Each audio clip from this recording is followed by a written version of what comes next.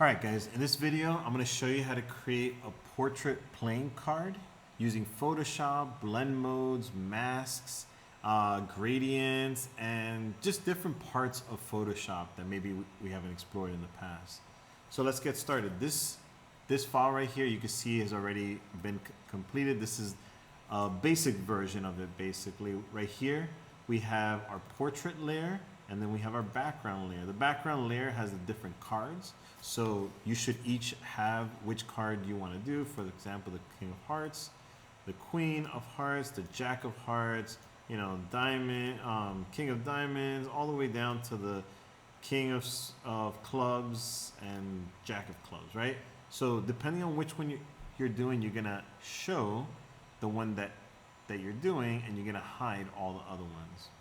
So let's actually get started. I have the demo file right here. I am gonna do the Jack of Clubs.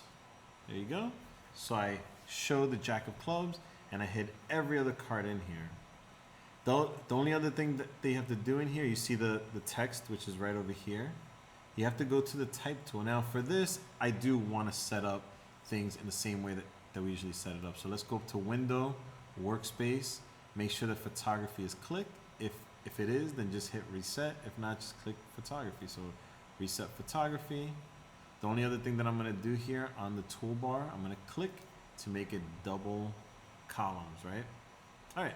So my type tool should be the third from the bottom on the left column. I'm going to make sure that I have my text selected right there. And you can see it says photographed and designed by, and it says John Smith. I'm going to put my name. Now you put your name. Do not put my name. By Andres Gonzalez. There you go. And now everything in the background layer is done, at least for right now. So that part's done. Now I'm going to click on the gradient right here. Now, that gradient is inside of the portraits layer, right? We need the portraits in here. So I'm going to go to my portrait that I clipped out. This is actually not one that I took, but I got this from Pexels, as you can see up here. Now, I want to know how to transfer this layer, the whole thing with the mask and everything, into this file, which is the one that I'm working on. So all I have to do is actually select the actual layer itself. I click and I drag it up to here, and I can just place it in the middle. Now with the move tool, you could actually click and move it around. What I want to do is do Command T to transform it. So let me show you what happens. Command T. There you go. It gives me these different points to move, to make it smaller, to rotate it, to do any kind of manipulation that I want. I'm going to hold Shift and I'm going to click and drag using that corner. Now I'm trying to make it small enough that I could duplicate it and have it flipped around on the other side. So maybe a little bit smaller. Let's see. Yeah, that seems about right. Let me just hold Shift, make it a little bit right there. There you go. And now I'm going to hit return to solidify that transfer. Now you can see with my image, I actually went through and I refined it. You can see the little parts of the beard right here, right? Those are things that you should already have done before flipping it in here. Now that I have this one, I want to duplicate it. So I'm going to click and I'm going to drag it all the way down here. You see the little square with the plus sign? You could create a new layer on there, but I'm just going to duplicate it by dragging my layer that I want duplicated right in there. Now I have two of them. Now I do have to transform this. I have to flip this around. So Command T again to transform. And you can see if I'm holding it at the corner, yeah, it's going to let me scale it up. But if I go a little bit off, that tells me that I can rotate it as well. So I want to rotate it. Hold Shift.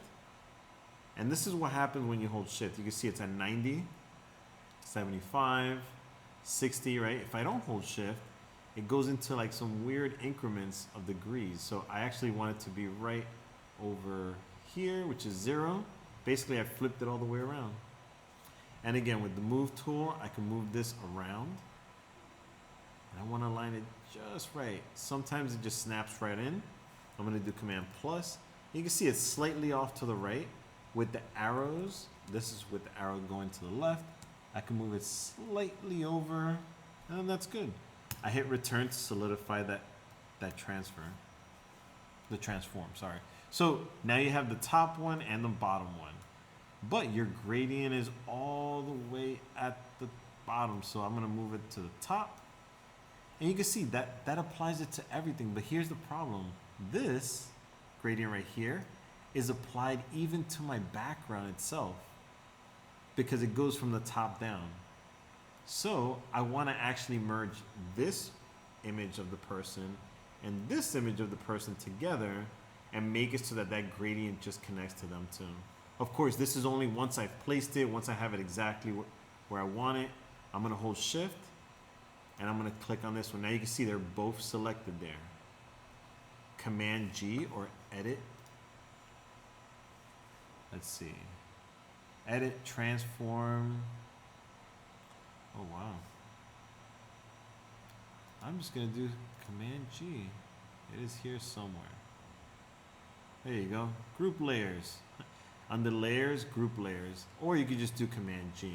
So when you have both of those selected, this one and this one, Command G, and you can see it just grouped the two of them together. Now, this gradient is still affecting all of it, but if I hold Option and I click in between these two, look at what's going to happen. You see how it changes my cursor? And I click in between.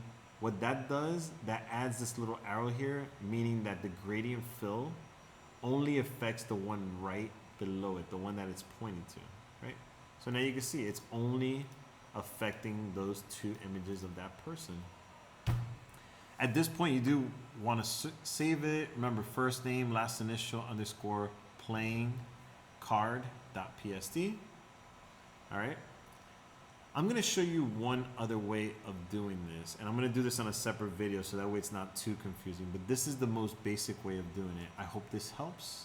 Enjoy.